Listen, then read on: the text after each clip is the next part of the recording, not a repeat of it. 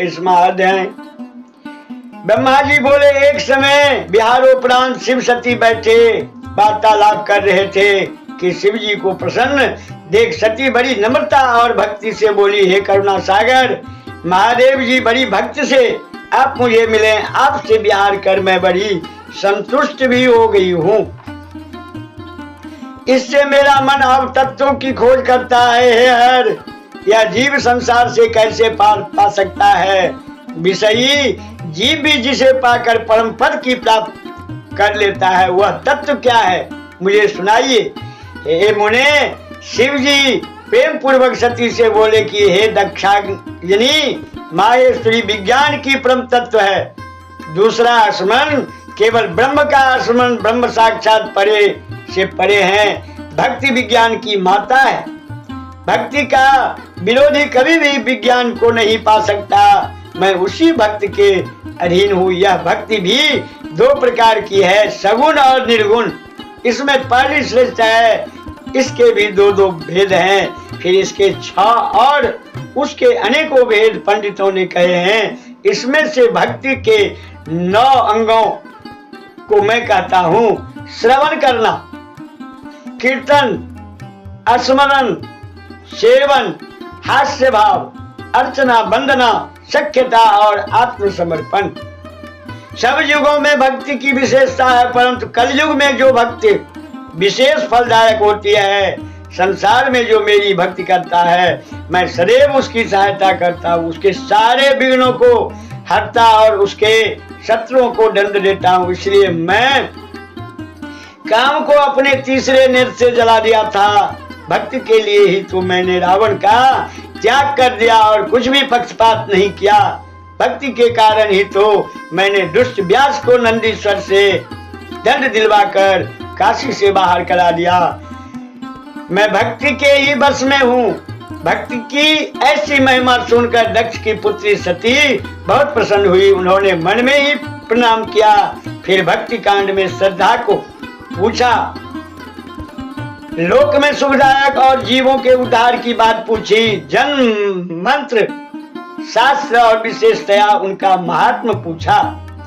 सती के ऐसे प्रश्नों को सुनकर शिव जी बहुत प्रसन्न हुए और उन्होंने बीजों के उद्धारार्थ प्रेम पूर्वक कहना आरंभ किया।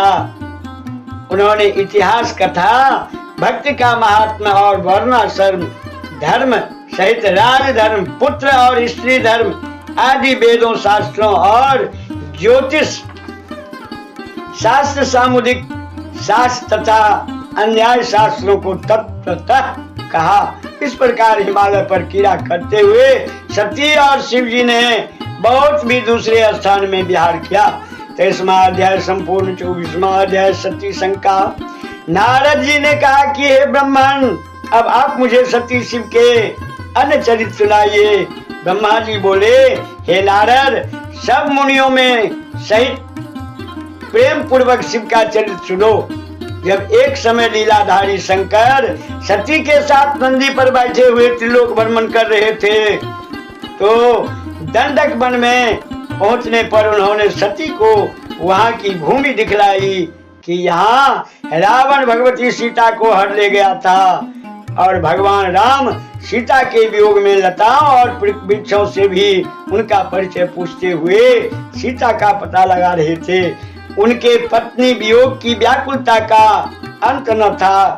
तब सती को यह सब बतलाते हुए देवादिदेव शंकर जी वहां से आगे बढ़े तो उन्हें भाई लक्ष्मण के साथ सीता को खोजते हुए भगवान राम दिखाई पड़े और जो उसी प्रकार बीरी थे।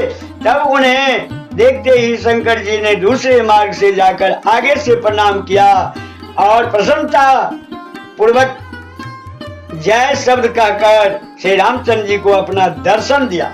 यह देख जगत को मोहने वाली सती शिव जी की माया से मोहित हो गई और उन्होंने मुस्कुराते हुए शिव जी से कहा कि हे परमेश्वर, आप तो सब देवताओं से प्रणमय और सर्वोच्च हैं। फिर बेहरे मनुष्य की तरह वन में विचरते हुए इन दोनों मनुष्यों में श्याम वर्ण वाले को आपने प्रणाम क्यों किया?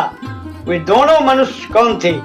हे स्वामिन, मेरी इस शंका को निवारण कीजिए, क्योंकि सेवक ही सेवक को प्रणाम करता है। तब सती को इस प्रकार माया से मोहित हुआ देख भगवान शंकर मुस्कुराते हुए बोले, हे देवी सुनो, मैंने जो इन्हें सादर प्रणाम किया है वह वरदान का प्रभाव है। सूर्य वंश में उत्पन्न हुए ये दोनों भाई बड़े ही बुद्धिमान हैं। ये दशरथ के पुत्र हैं, राम और लक्ष्मण इनका नाम है। गोरे रंग का छोटा भाई लक्ष्मण है, यह शेष जी का अवतार है। बड़े का नाम राम है, यह बड़े ही शांत और विष्णु के साक्षात अवतार हैं। ये पृथ्वी पर साधुओं जनों की रक्षा और हमारे कल्याण के लिए ही अवतरित हुए हैं। इनका इतना कहकर भगवान शंकर मौन हो गए, परंतु सती जी के मन में विश्वास नहीं हुआ।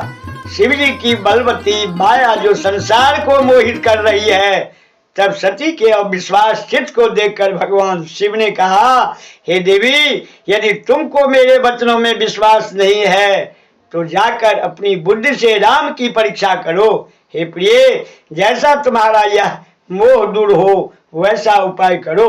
तब तक वट की छाया में मैं बैठकर तुम्हारी बात जोता रहूंगा। जब तक तुम परीक्षा करोगी, फिर तो शिव जी की आज्ञा पाते ही सती जी राम की परीक्षा करने चली और वहां जाकर विचारने लगी कि किस प्रकार परीक्षा लूं। उन्होंने सोचा कि मैं सीता का रूप धारण कर राम के समीप जाऊं। यदि राम साक्षात विष्णु के अवतार होंगे तो मुझे पहचान लेंगे, अन्यथा नहीं। वह सीता का रूप धारण कर परीक्षा के लिए राम के पास गई।